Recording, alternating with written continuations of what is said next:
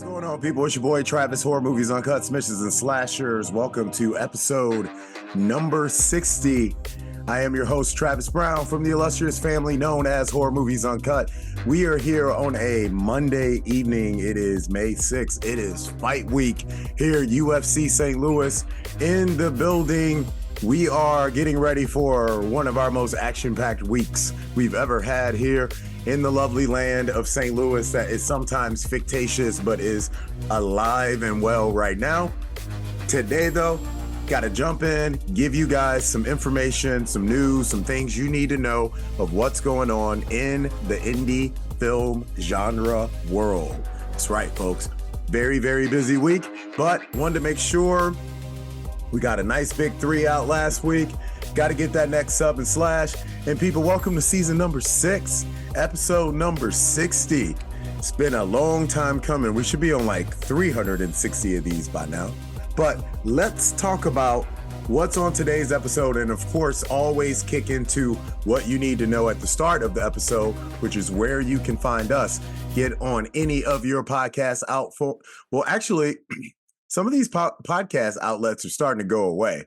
So I'm not exactly sure what you use, what's out there, but if you use Spotify, if you use YouTube, or if you use another type of a platform, look for Submissions and Slashers. You'll find us that way, or search us on social media at HMUNCUT. That is Horror Movies Uncut's handle. You can also add the .com. That'll take you right to the website. I've not actually added a article of Sub and Slash lately. We'll have to get back into doing that. But I'm telling you, man, it's so much. Back on TikTok. Hey, we're keeping these promises. So don't act like we're not keeping these promises, right? Okay. So anyway, what's on today's show?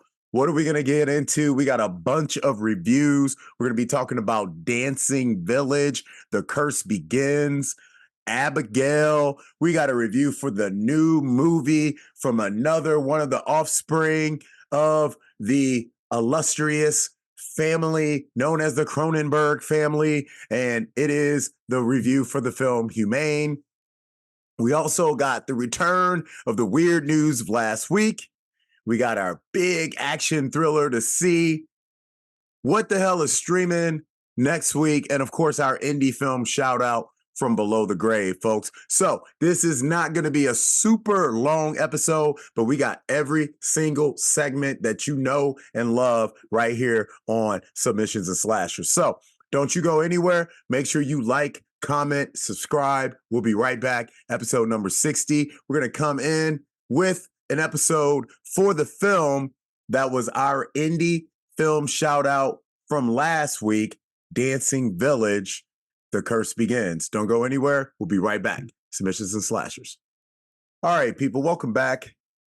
Submissions and Slashers, episode number 60. We're going to jump right into our review for Dancing Village, The Curse Begins, directed by Kimo Stamboel.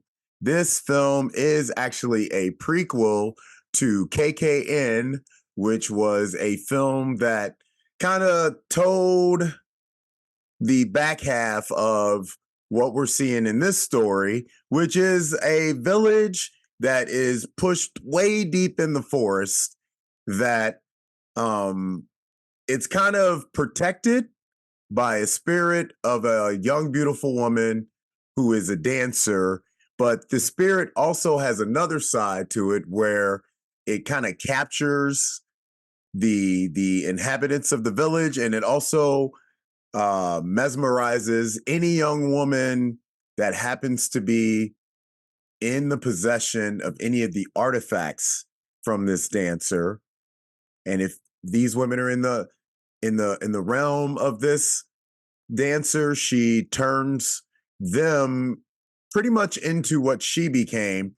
So the first film kind of goes through the lore, the history, while showing a young lady dealing with her own family issues and drama. And I'm glad I watched the first film because it allowed me to get so much of an understanding of the village, the dancing village, that it allowed me to really dig into if I enjoyed the story or not, and not necessarily sitting there the whole entire time like, well, what's going on with this dancing village people? I knew instantly what was going on. So, excuse me, pretty seamless from film to film. You'll have to give kudos to Lele, the writer, Chemo, and cast. They were all fantastic. Aluia Sarah, she plays the Badarui, which is the like main dancer, kind of enchantress who she really just kind of mystifies the entire area. But there's clearly something going on that keeps these spirits trapped in this realm. And it doesn't matter who's going through and what it is that they might be dealing with the village. If they happen to be in the path of this kind of hidden village within the village, there's a lot of bloodshed and hell to pay. So I actually enjoyed the first a little bit better than the prequel sequel, if you may, only because I felt like the first had so much more going on from a like spiritual, supernatural aspect, and it was a lot. It was seemed to be a lot. There was a lot more fun to be had in the first one. So, but this one was not bad, and it really allowed you to get an understanding of the selection of the dancers, the ritual of the dance, and kind of how the villagers became trapped. So I enjoyed it. We at Horror Movies Uncut, we gave it a 2.5 out of 5.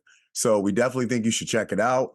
I would say if you get a chance, watch the original, and it is available to see on Amazon Prime. So if you happen to watch Dancing Village, The Curse Begins on one of the platforms off of Amazon Prime, just slip right over to the search menu. KKN is the first one. Subtitles, everything you need. Check it out. I think you'll really get a kick out of that. They have a lot of great sneaky parts in the first one. So yeah, but this second one though, solid enough to continue this, and it gives it legs where there could be even more, because it seems as if the main villain has some room to continue on, if you may. So, all right, we're gonna hop back out, come back in. We're gonna jump into another review. We are gonna talk about what film that we have lined up next. Abigail. Oh yes. Had some people asking me about that at the baseball game tonight. So we're gonna jump in, or jump out, jump right back in, talk about Abigail. Don't go anywhere. Like, comment, subscribe. Submissions and slashers. We will return. All right, people, welcome back. Submissions and slashers, episode number 60. We are talking about a film that has been playing in theaters for the last couple weeks.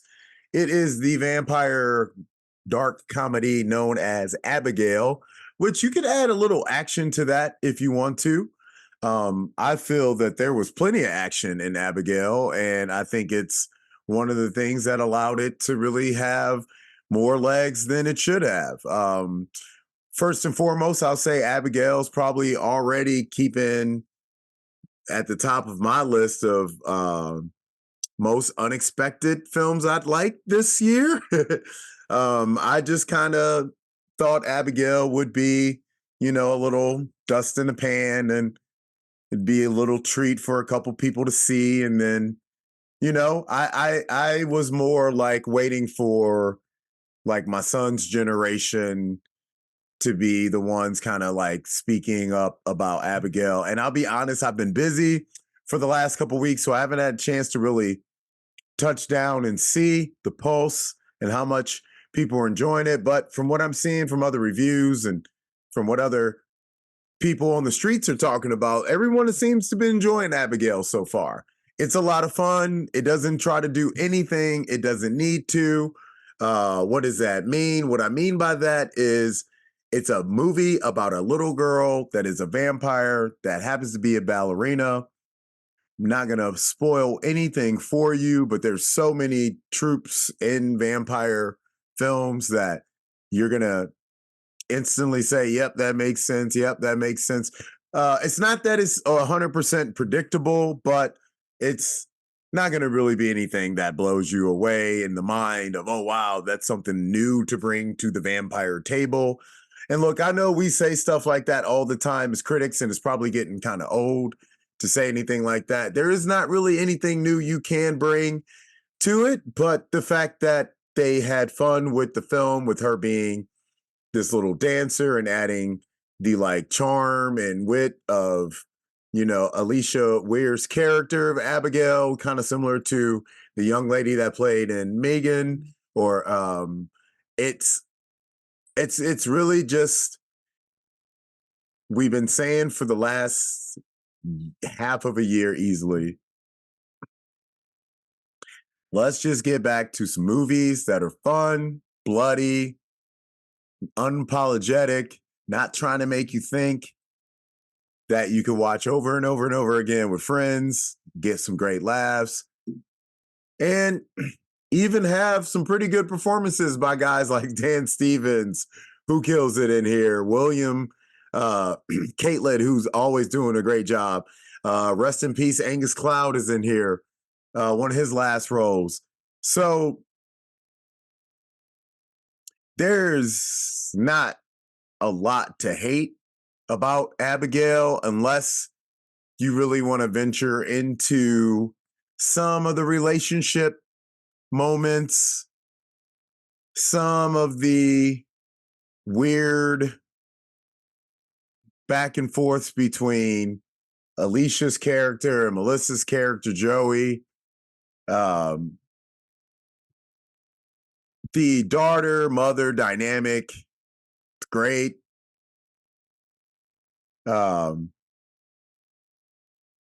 was it 100% necessary to make Abigail flourish? Maybe not, but it didn't really hurt the film. Melissa does great in the film, as with all the rest of the cast members. It hit every single vampire idea you would want to see right on the head. So that's another thing that just makes it a lot of fun. Great popcorn movie. 3 out of 5 here at Horror Movies Uncut. Go watch it, enjoy it. Still go see it in theaters if you get a chance to. Uh, and I'm actually looking forward to watching it at home.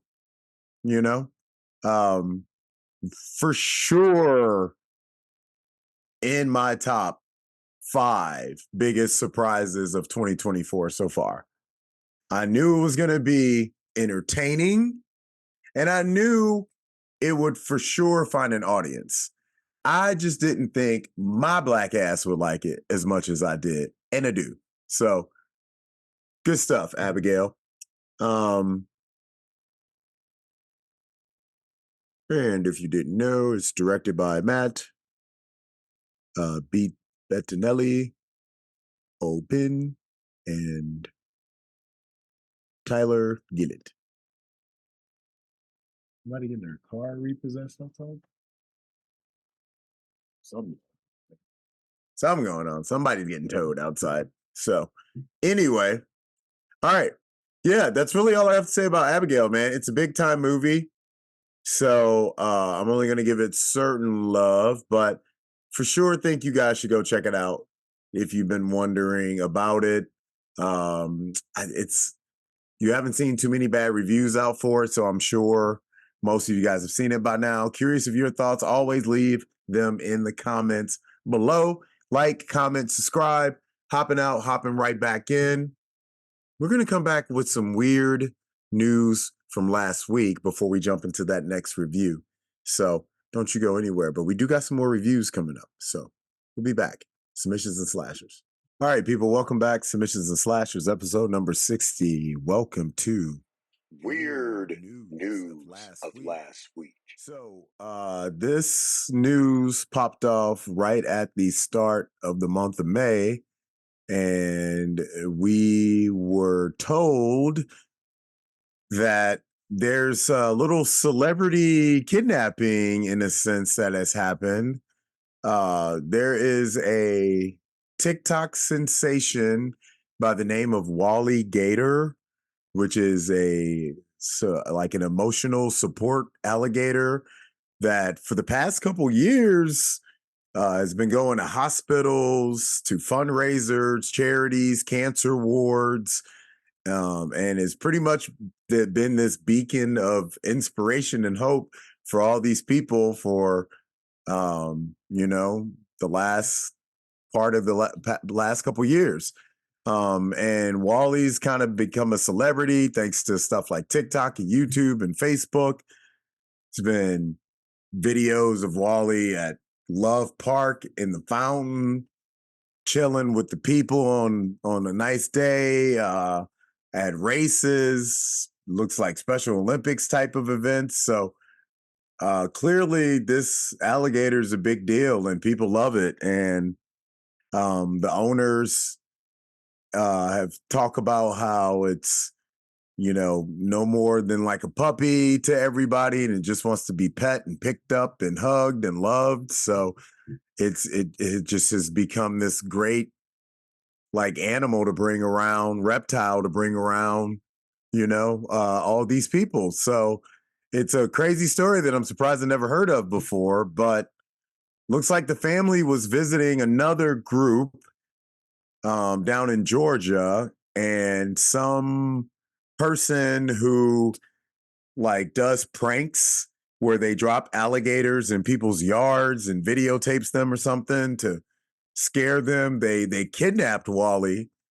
I don't know if they knew it was Wally. Maybe they knew it was Wally. They didn't leave a ransom or anything, but they kidnapped Wally and they put but Wally was found by a trapper, so they ended up catching up to Wally. The trapper did, but the trapper put Wally in with another group of alligators in a swamp, and it's possible that they might not ever be able to get Wally back from the swamp.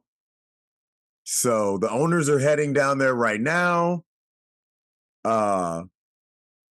There's donation pages that they've raised over like $10,000 of travel expenses and vet costs and whatever else might be needed for a safe return back to Philadelphia for Wally. It's a crazy story all the way around. First and foremost, is the alligator up in Philly. Secondly, that thinks it's a dog and just kind of lets people hold it and pet it. I mean, you can go on the TikTok page of this thing and just watch videos of Wally doing his thing out there. But then you got this asshole who like kidnaps the alligator, and then this trapper dude who's probably just doing his job or their job, we don't know, and just putting it back out into its natural habitat like it's supposed to. So I don't know if we're gonna get any updates on Wally, but man, if we do, we'll make sure to update you guys. But believe me, that's probably one of the weirdest news stories of last week that we've ever done. So with that, we will get out, come back in. We're going to do that review for Humane. Can't wait to talk to you guys about this film. Don't go anywhere. Submissions and slashers. Comment, like, subscribe. We'll be right back. All right, people, jumping back in on the reviews. One more on this episode, talking about Caitlin Cronenberg's new film, Humane. Still available in theaters, also now available to rent on various platforms. Started off getting some very good reviews. We saw it early. We enjoyed it. Seems to kind of calm down as time goes on. One of the things that we said about the film right off the bat is we appreciated Caitlin's kind of comedy and outlook on, what this world we are creating right now might be looking like in the next 10 years, possibly, as we see resources being depleted every single day, shortages everywhere you look. There's jokes that are constantly made about, oh, we're running out of this, we're running out of that. And it's funny until it's not, right? And that's kind of what Humane plays into. Michael Sparaga does a fantastic job of writing this character group of family members that you are gonna, love to hate, entitled, everything they could have ever wanted for the kids, two parents that seem disconnected, yet still romantically connected in some shape, form, or fashion. And then this DOCS group, this kind of blue collar, like, are they playing this by the book, or is there something else kind of going on with this group that really just echoes what we see going on in so many places around the world right now, including our own backyards, of just how unfortunately menacing people are to each other these days, where it is almost intentional to disturb. And if you were to think about a concept like psychic vampires or something like that being out, like, it's almost like it would be too hard to see them these days with the amount of lies and deceit and things that people are willing to do to get ahead and to sit at the table. And you see all of this being played, and you see it through a great cast of characters. And this is a film that could have been made in the 60s, about the 80s. It could have been made in the 80s, about 2000. And it definitely could be made right now about what could be happening in the next 10 years or even sooner. So the story just follows this collapse of the entire ecosystem, and our resources are just failing. And the only way for this to be sustainable is for lives to be lost. It was too many of us. So you start having people enlisting, being recruited to give up themselves for a paycheck. And the paycheck goes to their family. And this is enough money to make sure that the families can live a sustainable life for however long that's going to be. And it's just kind of ironic and funny right off the bat that you would even think a paycheck is going to be the answer of your problems, when the answer of the problem is less people, not more money.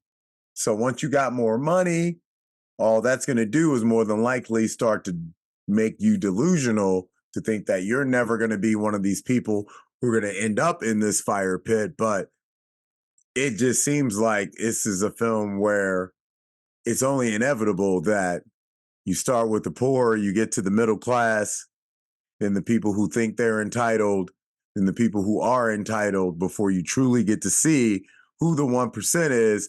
And those are the people who will be the ones either eating us or like burying us and using our bones and fragments to grow avocado trees, lime trees. So it's dark, it's funny, it's smart. It's fast enough pace where it doesn't stray you away from it.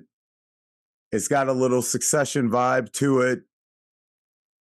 There's way more films out there for people out there that like Succession. There's a lot of films out there. Like, you could pretty much just watch all of the 80s Brat Pack films and get Succession vibes out of those. Every single one of those films was about a rich group of kids waiting on what their next chapter was and how it was going to be impacted from, or what they were going to be able to take from their family. So even to something like 16 Candles. So Humane, I think, is something that sit down, watch it. It'd be great to watch with a glass of wine. I think you'll get a lot out of it. Will it go over the head of some? Maybe. Will it be a little bit too far fetched where people will just think, yeah, this isn't for me? It's possible. But it's smart enough and it's to the point enough, in my opinion, where you really get a chance to think and to ponder about what could happen and what things might be like. Um, it does start to get a little longer than it needs to be because the point kind of gets hit from the start with what you're going to be dealing with. So, how you handle that will really play the part of your enjoyment of Humane. But I got a feeling once this thing hits Shutter, more people get eyes on it, it's probably going to do a little bit better than where it is right now. But still not bad at all. I enjoyed it. Curious to your thoughts as always. Put them in the comments, like them. We'll be right back to wrap up the show. We're going to be talking about the big budget action thriller, What the Hell is Streaming next week. And of course, give that indie film shout out from the grave. People, you've been great. Don't go anywhere. Submissions and Slashers, episode 60. We'll be right back to wrap it all up. All right, people, welcome back. Here to wrap up episode number 60. Submissions and Slashers podcast. We are looking towards summer schedule, folks. Fantastic Fest, all those types of things popping up towards the end of the summer. But we got Chattanooga Film Festival coming up. We are looking at more than likely covering that guy remotely. One of the main reasons why is because there's also a couple other festivals that I'm hoping we get a couple more things to. And there is just some screenings that we look to attend 101 anyway coming up in the next few weeks and months. So be on the lookout for all of that. As always, make sure to follow us at HMUNCUT. That's where you'll find all the information, all the news articles, the daily updates that we give from Horror Movies Uncut. It's not just horror movies, people. It's dark comedies like we just talked about before, action films. Usually if it's dark, if it's funny, if it's violent, if it's bloody, you'll find it on HMU. A film that we remember from some time ago, Night Watch, sorry. Is looking to make a little comeback. There is a kind of sequel to the original. It's got all the original cast members from the 1994 Danish film Night Watch. There was also a remake of this made back in 96 that had Ewan McGregor in there. And it's in this one, it's the return of the medical student Emma. She has just taken a job as a night watch in the same forensic department where her parents once almost were killed by the famed psychotic police inspector Mortimer. So they're looking to make it kind of like a little legacy film. Shutter's got it. They sent us a clip. We got it to watch right here. And we're going to watch it with you guys. So why don't we all watch this clip? You guys let us know what you think. Der kommer nogle aftener, hvor jeg ikke kommer hjem. Okay. Jeg er på natarbejde. Natarbejde? Hvorfor? Jeg har brug for penge. Jeg har da penge, jeg kan skaffe nogle penge. Jeg har ikke en krone. Du kræftede ikke engang på bistand. Hvad er det for cancer natarbejde? Det er påvist. Hvad er det for noget natarbejde?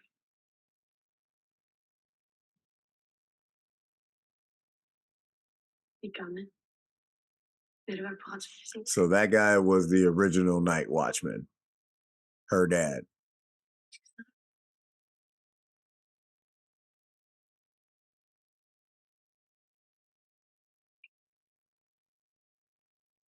So that seems like that was just some little like power move going on there. Mother, daughter, daddy, what are you doing with your life type of thing? Well, you know what I'm doing? I'm working at your old job. Sure, but should Wait a it minute. test every limit imaginable to shatter the viewer's psyche? Sorry about that. Did not know that was still going on. All right.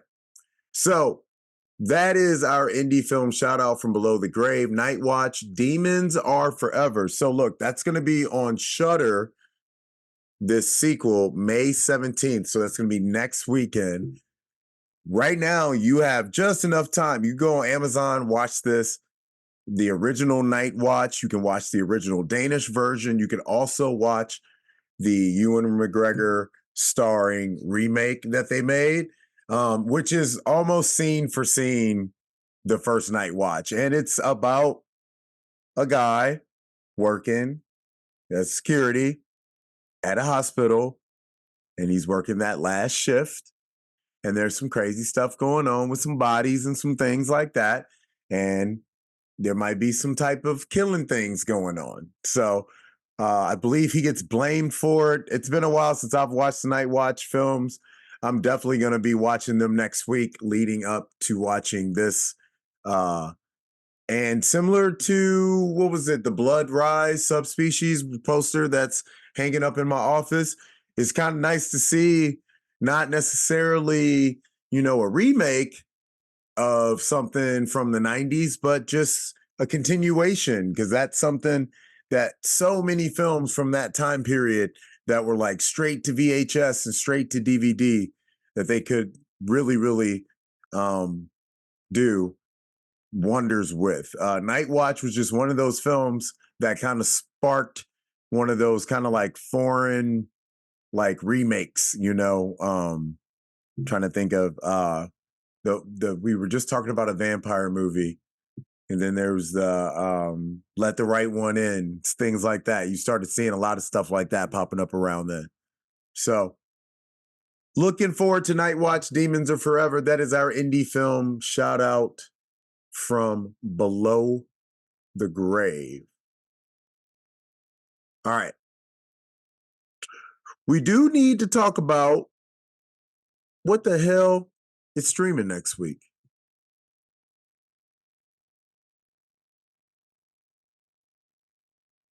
Okay, so speaking of Shudder, one of their Shudder originals, Destroy All Neighbors, will be on DVD this Sunday. It's a very random day for DVD, usually Tuesdays, like Imaginary, which did not do so well in theaters. A lot of people actually went to go see it, though. They just were not happy with it. For sure, one of the films that did not hit, but it is on DVD. So if you're like a Redbox person or something like that, as Joaquin told me the other day, ain't nobody got no damn DVD player. Maybe you can watch it through there. Silence of the Prey is our first actual film streaming. That's going to be on Tuesday, the 14th. In theaters, it is the return of The Strangers, Chapter 1. Probably be digging a little bit more into that in either the Big Three or the next episode of the Submissions and Slashers podcast. On that Friday, also the 17th, we are Faceless After Dark is streaming.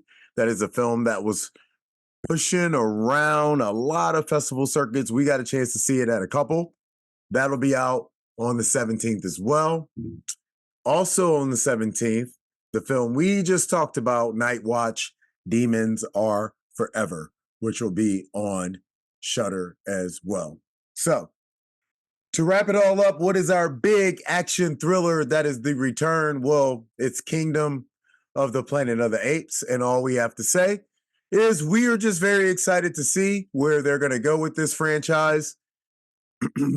There's a lot of confusion for people who are trying to piece together elements that happen from the Mark Wahlberg film to now to, and I just tell everyone that you might just want to kind of rewatch the old ones, get a overall underlying start and beginning of where they were going with the story.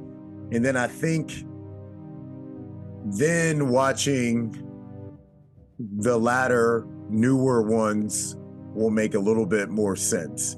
I would say just miss the Mark Wahlberg altogether and just kind of start with the chapters that they started here. It is weird that it starts with the family household situation, where to this point, people are wondering if monkeys are teleporting, stuff like that.